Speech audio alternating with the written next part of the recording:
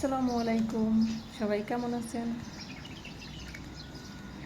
আমি যাচ্ছি কিছুটা শাক উঠাতে। কাল সারাদিন সারা রাত বৃষ্টি হওয়ার পরে আকাশটা পরিষ্কার হয়ে গেছে। এখন আমি সবজি বাগানে ঢুকছি, কিছু সবজি উঠাবো আমি। এটা আমার সবজি বাগান।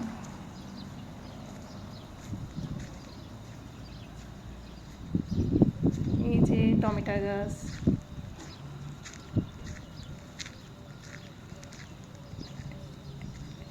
এখান থেকে আমি কিছু সবজি নিব। এটা আমি পুঁই শাক উঠাবো। প্রথমে আমি কিছু কাঁচামরিচ উঠাবো। কাঁচামরিচ, এই মরিচটাই ভীষণ ঝাঁজ। আমি ঝাঁজ দেখে কিছু কাঁচামরিচ উঠিয়ে নিচ্ছি। এখানে কিছু মরিচ আছে যেগুলো অত বেশি ঝাঁজ না, মিষ্টি মরিচ যেটা বলে। আমি ঝাঁজ থেকে কিছু মরিচ উঠিয়ে নিচ্ছি।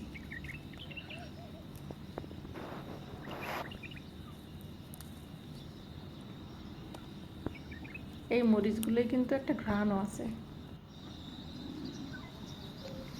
এটা বেগুন গাছ, গাছগুলো শুয়ে পড়ছে বৃষ্টিতে। আমি দেখে দেখে একটা ভালো বড় দেখে একটা বেগুন উঠাবো।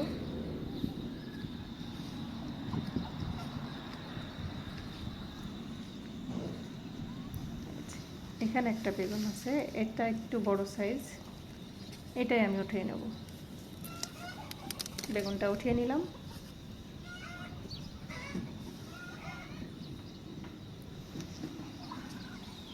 এটা আমার বেগুন বাগান।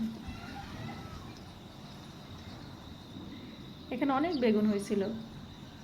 এখন যেহেতু গরমের সময়, এখন অনেক কম হয়ে গেছে। বেগুন গাছগুলো আস্তে আস্তে মারা যাবে। এই যে আমি কিছু পুঁই শাক উঠিয়ে নিচ্ছি, পুঁই শাকের পাতা। যেহেতু আমি 2-3 রকম শাক দিয়ে একটা শাক রান্না করব, অল্প উঠালে আমার হয়ে যাবে। আমি খুব অল্প করে পুঁই শাকের পাতা উঠিয়ে নিচ্ছি।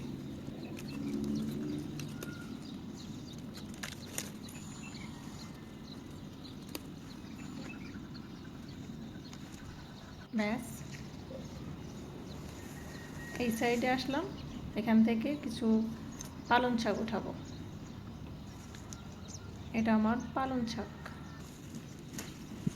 এখান থেকেও আমি 1 মুঠো পালং শাক উঠিয়ে নিব।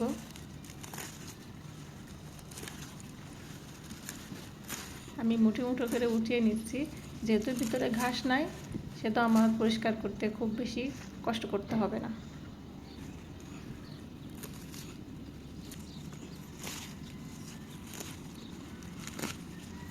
ব্যাস, শেষ আমার পালং শাক ওঠানো। এখন আমি কিছু মিষ্টি কুমড়ার শাক উঠিয়ে নেব। এটা মিষ্টি কুমড়া গাছ। মিষ্টি কুমড়া এখন আর নাই, শেষ হয়ে গেছে। আর যেহেতু গরম চলে এসেছে, মিষ্টি কুমড়া আর হবে না। গাছটাও মারা যাওয়ার সম্ভাবনা আছে। চেষ্টা করব গাছটা বাঁচিয়ে রাখার। অনেক বেশি গরম থাকে যখন, তখন সবজি খুব একটা হয় না। কিছু কিছু হাতে গোনা কয়েকটা সবজি হয়। তবে ছায়ার ভিতরে গাছ লাগালে তখন সেগুলো কিছুটা বাঁচে। এই যে আমার সবজি উঠানো শেষ। এখন আমি চলে যাচ্ছি আমার রান্নার কাজে। আমি প্রথমে শাকগুলো ভালো করে পরিষ্কার করে নিচ্ছি।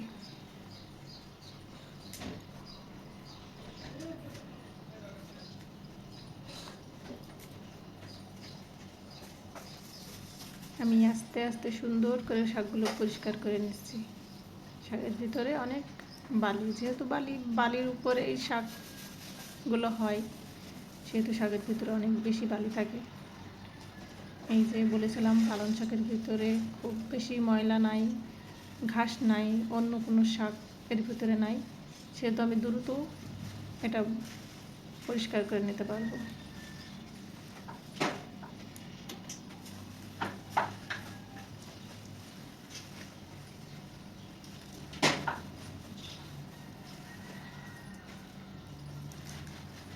এই যে ফ্রেশ শাক, পুঁই শাকের পাতাগুলোও দেখে দেখে ভালো করে পরিষ্কার করে নিচ্ছি।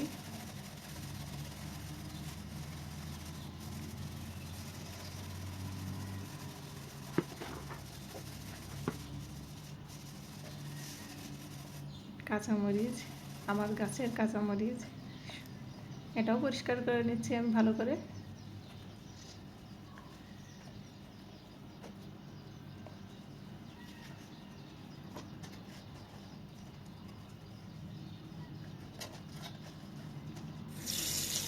পানি দিয়ে ভালো করে শাকগুলো দিতে হবে, শাকের ভিতরে অনেক বেশি লাগে। আমি আস্তে আস্তে সুন্দর করে শাকগুলো পরিষ্কার করে নিচ্ছি।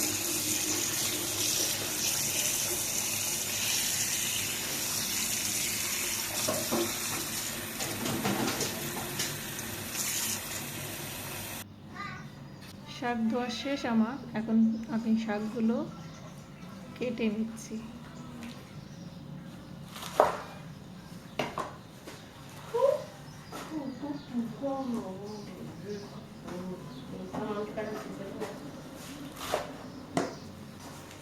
আমি শাকগুলো আস্তে আস্তে সুন্দর করে কেটে নিলাম।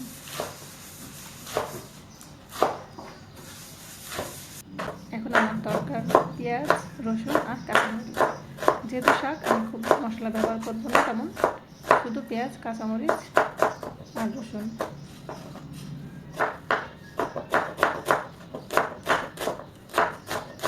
আমি আমার পছন্দ মতো সুন্দর করে কেটে নিচ্ছি।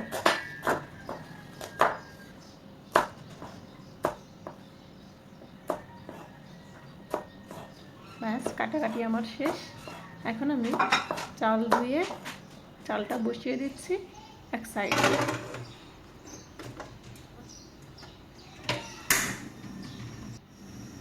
এক সাইডে এক মুঠো ডাল বসিয়ে দিলাম। আমি শাকের ভিতরে ডাল দিব। ডালটা ভালো করে সিদ্ধ করে নিয়ে ম্যাশ করে নিলাম, সাথে কিছু পানি অ্যাড করে দিচ্ছি আমি।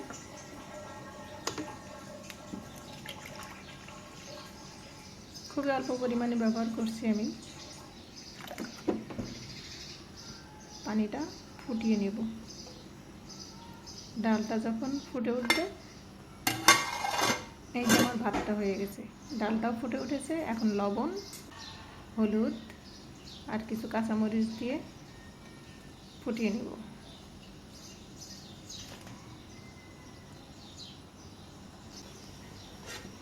এই যে ফুটে ওঠার পরে আমি শাকটা দিয়ে দিচ্ছি।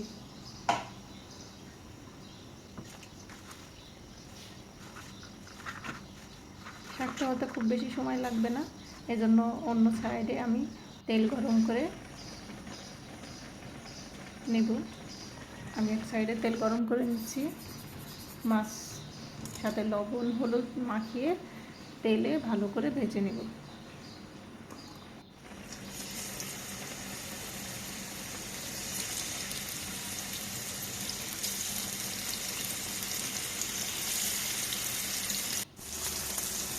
মাছ ভাজা শেষ, মাছটা শাকের ভিতরে দিয়ে দিচ্ছি। এদিকে শাকটাও অনেকটা হয়ে এসেছে। মাছ আর শাক একসাথে আরেকটু হতে হতে আমি আবার সাইডে প্যানে আবার একটু তেল গরম করে নিচ্ছি। আর এই তেলের ভিতরে কিছু কাঁচামরিচ আর রসুন দিয়ে একটু লাল করে ভেজে নেব।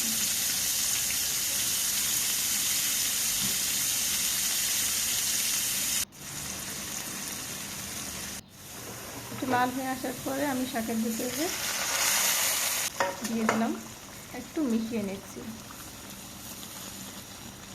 ব্যাস, মিশিয়ে নিলাম। কিছুক্ষণ 8-2 মিনিট অপেক্ষা করে আমার শাক দিয়ে মাছ রেডি। অন্য আবার প্যানে আমি একটু তেল গরম করে বেগুন, ওই যে বেগুনটা উঠিয়েছিলাম ওই বেগুনটা লবণ হলুদ মাখিয়ে ভেজে নিয়েছি। ব্যাস, রেডি আমার বেগুন রেডি।